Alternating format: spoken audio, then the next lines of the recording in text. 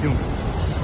میں جی شام کے 7:30 بج رہے ہیں اور میں شہر کے راؤنڈ پر ہوں. شہر کے مختلف علاقوں سے ہوتا ہوا اس وقت میں شارع فیصل کے نرسری کے اس مقام پہ پہنچا ہوں. میں شارع قائدین اور گرو مندر سے ہوتا ہوا یہاں پر آیا ہوں. میرے پیچھے یہ شارع قائدین کا نرسری کا نالا ہے. میں آپ کو دکھانا چاہوں گا کہ کس سپیڈ سے یہ نالا اس وقت چل رہا ہے. ان نالوں کی ہم نے بروقت صفائی کی تھی جس کی وجہ سے آپ دیکھ سکتے ہیں یہ پانی کی سپیڈ ہے.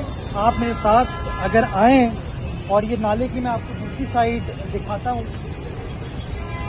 یہ نالا یہاں سے ہوتا ہوا نرسری سے ہوتا ہوا آل دا وے محمود آباد ڈرین کی طرف جا رہا ہے.